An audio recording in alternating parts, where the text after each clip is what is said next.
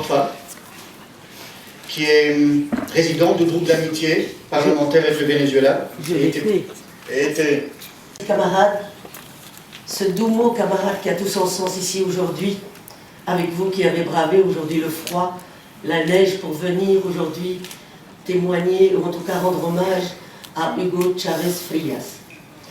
Je remercie les organisateurs de nous avoir réunis pour vraiment cet hommage qui lui est fait par des Belges, par des gens aimant la solidarité, soutenant en tout cas la révolution bolivarienne. Je pense qu'aujourd'hui beaucoup de choses vont se dire. Il y a des tas d'intervenants qui vont vous parler des réformes, de tout ce qui a été fait, des réalisations. C'est vrai que j'aurais aimé en parler, mais je pense que ce qui est important aujourd'hui pour moi, c'est de témoigner de ce que j'ai vu. J'ai fait, comme tu l'as dit, plusieurs missions et je remercie son Excellence, l'ambassadeur du Venezuela, d'avoir collaboré et organisé pour qu'on puisse aller comme observateur international. Personnellement, la première fois que j'ai entendu parler de Chavez, c'était quand il a fait une tentative de putsch en 1992. Je ne connaissais rien d'autre. Bon, je me suis dit, c'est encore un militaire, comme tous les militaires d'Amérique latine qui veulent avoir le pouvoir pour le pouvoir. On a vu ce qu'a fait Pinochet, on a vu ce qu'ont fait les comptes militaires un peu partout. Et puis on n'a plus entendu parler, puisqu'évidemment il a été emprisonné, puis il a préparé. Il a bien préparé son arrivée en 98. Et en 98, il a été élu démocratiquement. Pas avec 80%, pas encore moins avec 90%, il a été élu avec 55 ou 56%. C'est un chiffre normal dans une démocratie. Et partout, on doute encore de la démocratie. On a parlé de manipulation des élections. On a parlé de toute l'opposition dans ce pays, aidée par les États-Unis, aidée par les États impérialistes, a intervenu en 2002 pour le renverser. Nous avons su ce qui s'était passé. Et là, notre conscience en tant que militant de gauche, en tant que militant progressiste, s'est réveillée. Je me souviens, j'étais au Sénat et on a intervenu, on a dit qu'est-ce qui s'est passé, il faut soutenir le président élu démocratiquement. Des camarades sont allés là-bas et sont revenus témoigner, notamment un sénateur écolo, je crois qu'il s'appelait Libert, il a travaillé à l'RTBF, pour ceux qui le connaissent, c'était un excellent parlementaire et vraiment un homme progressiste comme il y en a rarement dans ce parti ces derniers temps. Et il m'a expliqué ce qu'il a vu, il nous a expliqué ce qui s'est passé. Et donc, tout ce que je voulais, c'était d'aller voir. Et en 2004, j'ai eu cette occasion d'aller comme observateur international pour les élections présidentielles. Et il y avait beaucoup de monde. Il y avait la presse d'Amérique latine, évidemment, et beaucoup d'observateurs internationaux d'Amérique latine, d'Europe. Il y avait aussi des gens d'associations et des syndicalistes américains, nord-américains. Il y avait des Canadiens. Et tout le monde a vu comment les élections se passaient. On était dans les bureaux. Je me souviens que j'étais avec Josy Dubié et Jean Cornille, que vous connaissez, les deux sénateurs. Ils étaient sénateurs à cette époque-là. Et nous avons fait tous les bureaux de vote. On s'est levé à 5 h du matin et on a pris un taxi, un chauffeur de taxi qui a passé la journée avec nous. Et on a voulu faire nous-mêmes parce que bon, au cas où on nous dira encore que vous étiez manipulés par le système et que vous avez vu que ce qu'on a bien voulu vous montrer. Eh bien non. Nous avons loué cette voiture pour la journée, on est venu nous chercher à 5 h du matin et on n'a pas fait le parcours qui était tracé pour tous les parlementaires du monde qui étaient là. Nous avons fait nous-mêmes nos choix. On a demandé les adresses d'écoles, des quartiers, on a fait les quartiers. On a commencé par les quartiers riches. Belles dames, des beaux monsieur qui venaient de leur partie de golf ou leur partie de tennis, très gentils avec nous, qui nous offraient du café, du cake, des gâteaux, des petits gâteaux très sympas. Et ils pleuraient. Madame, s'il vous plaît, ils trient dans les élections, aidez-nous, aidez-nous. Et j'ai dit, madame, ici, c'est un bureau de vote, il y a des bureaux de vote ici. Alors on va voir qui va tricher. C'était un quartier riche où ils ont fait, l'opposition a fait pratiquement 98%. Je vais voir ces gens-là. Il y avait même une sœur religieuse qui était là, une grosse bonne femme. Qui dit, oh là, on triche ici, etc. Elle écrivait tout le temps les résultats. Tout. Il n'y avait pas la moindre fois, je crois qu'il y avait une voix ou deux pour Chavez. À ce moment-là, ça devait être des domestiques qui étaient là, qui étaient inscrits à ce bureau de vote. Je dis, regarde, voilà, on ne triche pas. Oui, mais on triche ailleurs. On triche dans les autres. Ah, j'ai dit, on va aller voir les autres cas. On a fait une quinzaine, une vingtaine de bureaux de vote. On est allé dans les quartiers les plus pauvres. Les fils étaient là de 3h du matin et à 1h, 2h, ils n'étaient même pas arrivés. Ils étaient là dans le calme, la convivialité et dans le respect, dans la bonne camaraderie. Et tout le monde attendait son tour. Les familles apportaient aussi du café, de l'eau et tout, ça se passait très bien.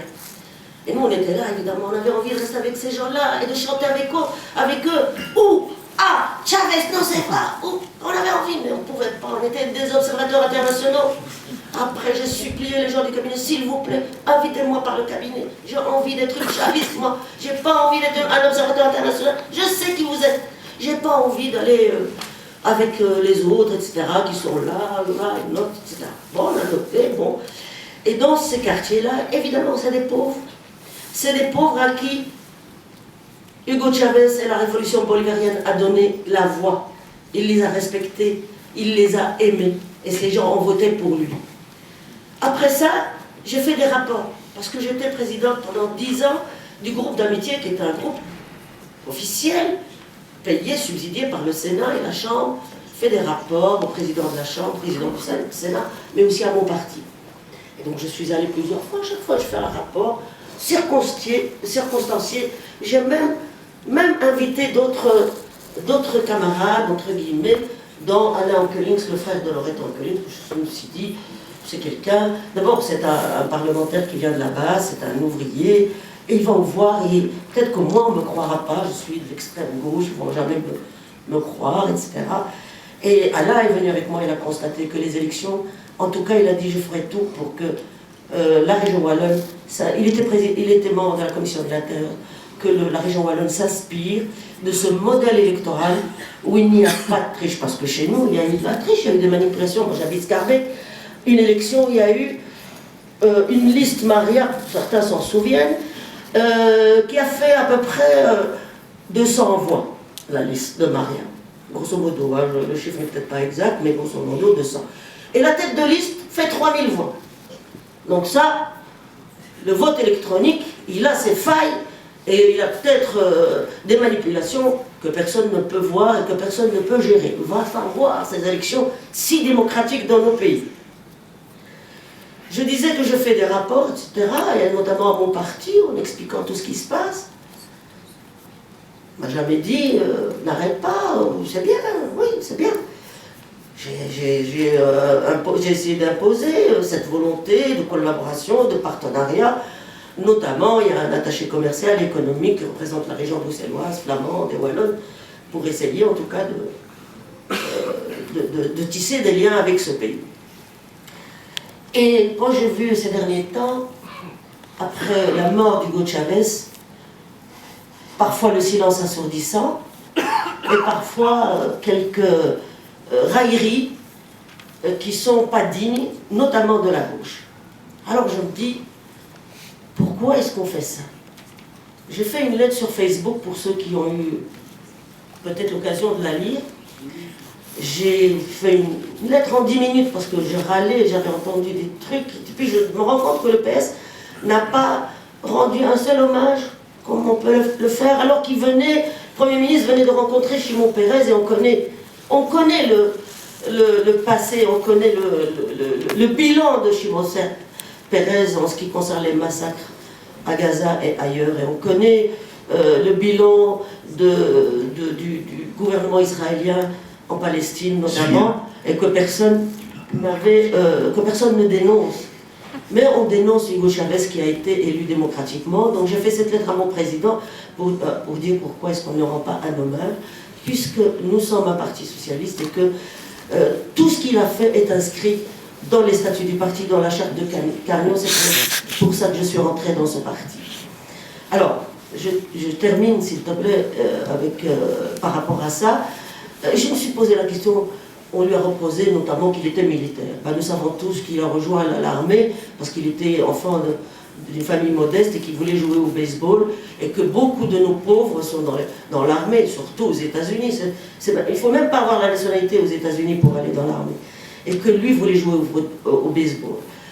Et qu'il a renversé qui? Il a renversé Pérez, qui est un homme qui a été jugé par la Cour suprême pour abus de biens sociaux et de biens publics.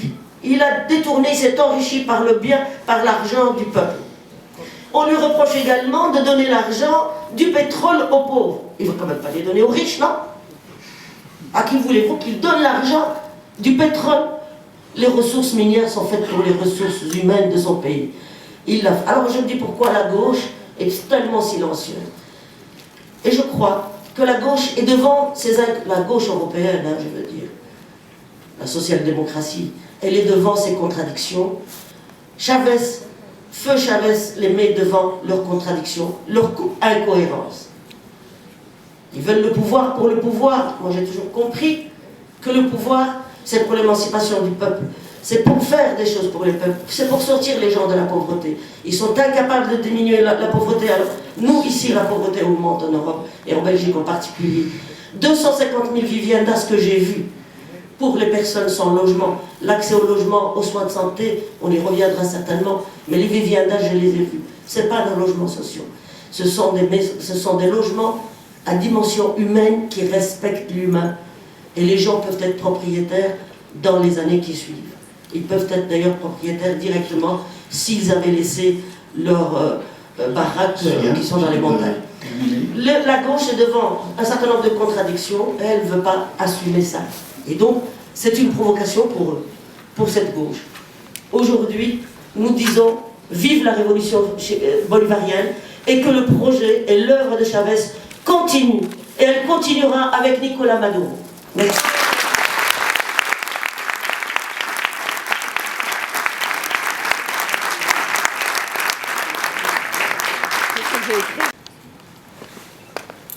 L'espoir est revenu en Amérique latine, au Venezuela et toute l'Amérique latine.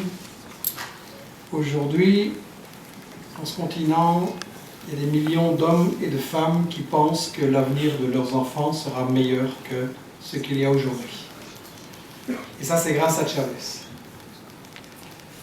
Grâce à Chavez qui, au milieu des années noires, des années 90, des années du néolibéralisme, où on nous disait le capitalisme a triomphé, c'est la fin de l'histoire, c'est la fin des luttes, Che Guevara c'est du passé, eh bien non, il ressuscite, il revient.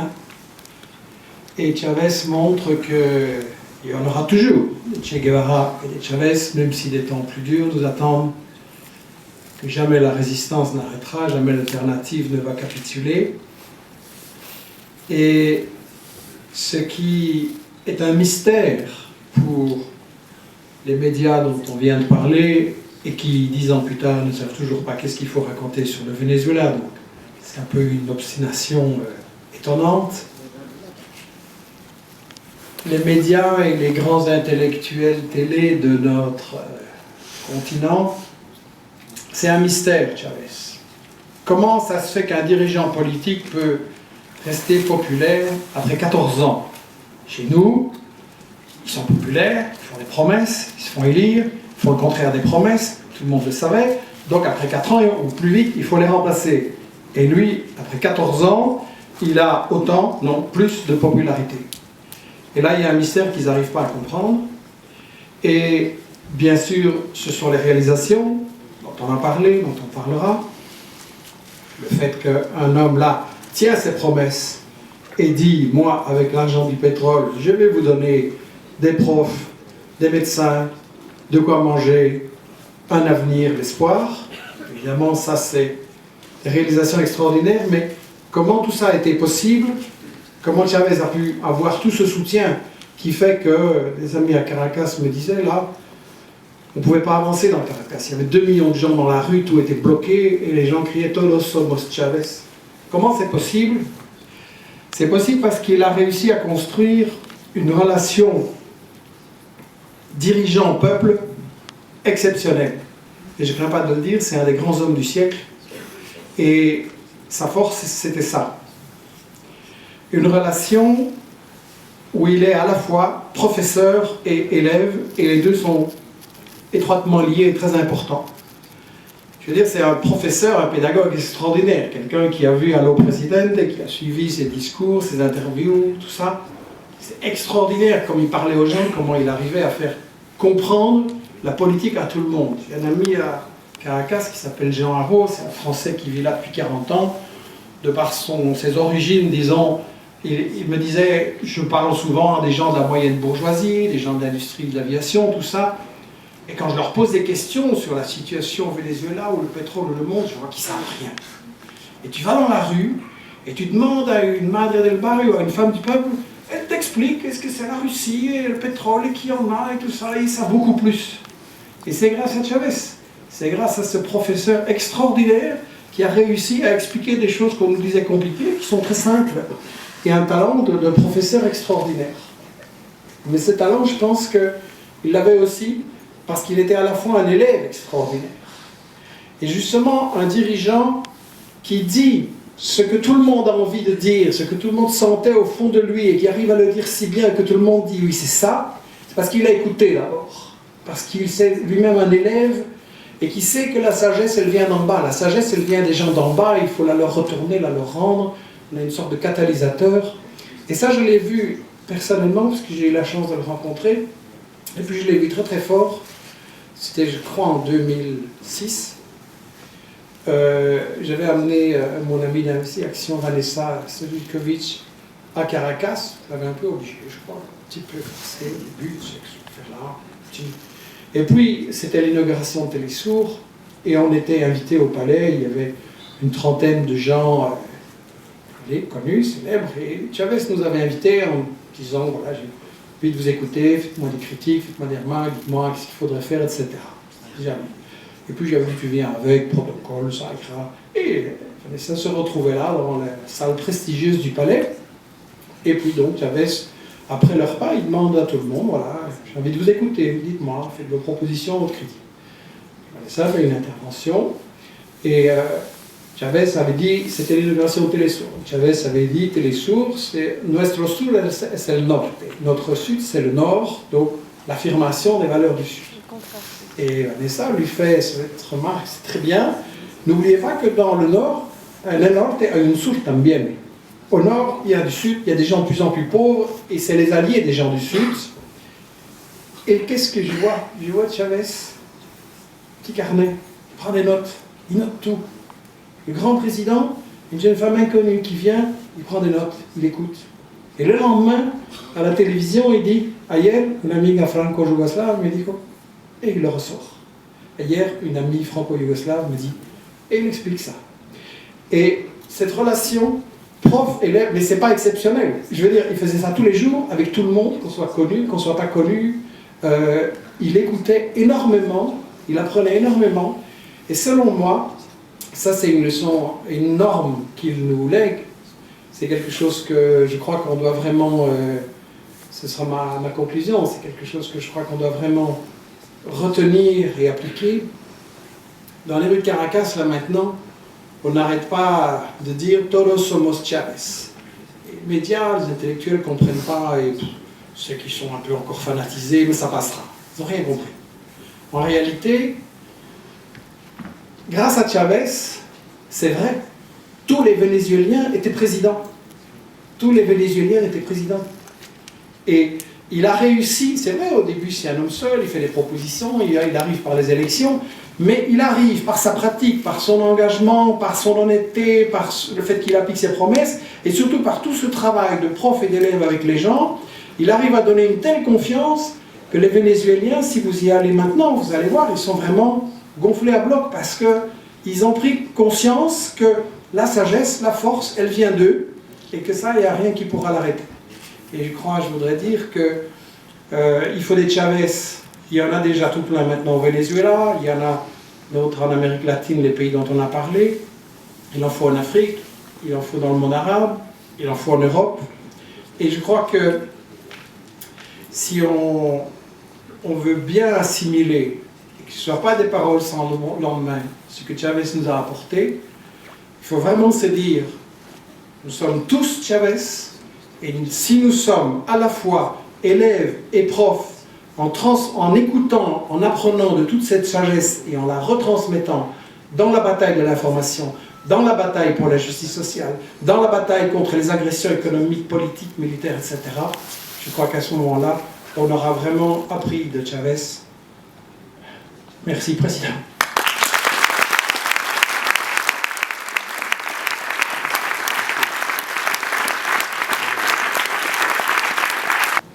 Como una energía del pueblo. Uw herinnering blijft elk moment als een lenguage, als een taal, de taal van het volk. Zoals een grote, bekende Venezolaanse schrijver zegt, Andrés Bello, el hombre es una fuerza que ama. L'homme, c'est une force qui aime. De mens is een kracht die lief heeft. En dat, denk ik, was het grote geheim van Hugo Chavez. Het grote geheim dat hij van de mensen hield. Het grote geheim dat hij kon delen met de anderen. En het grote geheim ook dat hij heeft uitgegoten over gans Latijns-Amerika. Gans Latijns-Amerika. Cultureel, economisch, politiek. El Alba, zoveel manifestaties, zoveel acties, niet van hem alleen, maar acties van het ganse volk, acties waarin gedacht werd en gedaan. En wanneer men zegt acties, ook politiek, een belangrijk iets was socialisme der 21ste eeuw. Een socialisme dat wij ook in ons oude Europa nodig hebben. Een socialisme, als ik zeg, pas la lutte des clans, mais la lutte des classes. Beaucoup de fois, on dit, on a son clan. L'un clan contre l'autre, mais on oublie la lutte des classes, la lutte des classes, la lutte de l'humanité. Et je pense que ça nous a donné profondément Hugo Chavez. En waarom? Hugo Chavez was een gigante, een gigante. Maar hij bleef, dat vind ik van groot belang, hij bleef van, door en voor het volk. Hij bleef van, door en voor het volk. Vaak zien we politiek gezien dat de mensen zich scheiden van het volk. Dat ze denken dat ze wat meer zijn dan het volk. Dat ze vervreemden van het volk. Hij was, zoals Pablo Neruda zegt, soy de la multitud humana. Soy de la multitud humana. Een stuk, in mijn ogen, een stuk oerkracht van het Latijns-Amerikaanse continent. Humanizar el querer de la gente. Humanizar el querer de la gente. Humaniser la volonté du peuple. Humaniser het verlangen van het volk. Dat heeft hij bereikt. Dat zat in zijn wortels. Dat is nogthans humanizar el vouloir de la gente. Dat nogthans is een oud thema van de oude Maya's. 3500 jaar geleden was dat een grote thema, humanizar, het willen van het volk. En we mogen natuurlijk, ik zou zeggen, wanneer we dat zeggen, moeten we ook denken, moeten we alert blijven. Alert voor de superpotentia, voor de Wall Street, voor de oligarchieën, voor de pseudo-vanguardistas. Wij moeten attent blijven, want men wil Rio indivisible, wil men verdelen. Chavez zei soms, nous sommes al tiempo, nous sommes le temps. Het socialisme van de 21ste eeuw is de tijd, de klokslag van de mensheid. Maar ik zal zeggen, die superpotentia, die rust ook niet. En moeten we dan bang zijn?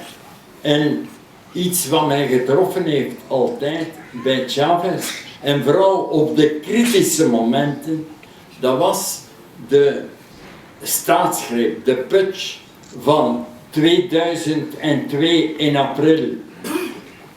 Toen... Elle était au Venezuela en l'été 2008. Bonsoir. Voilà. En toute humilité, je voudrais dresser avec vous quatre photographies, 4 rencontres que j'ai faites quand j'étais là-bas. Alors, la première, c'est quand je suis arrivée, en fait. À peine j'ai débarqué de l'avion, j'ai eu l'occasion d'être logée dans un centre de formation syndicale. Il se fait...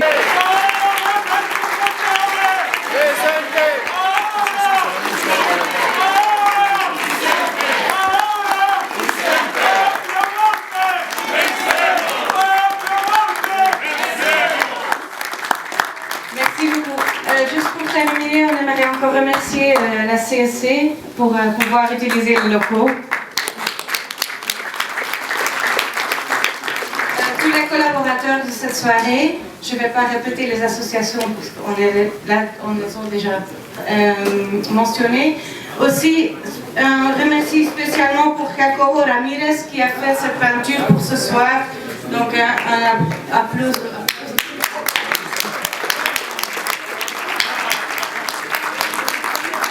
Et à Vanessa et Yann pour avoir fait la vidéo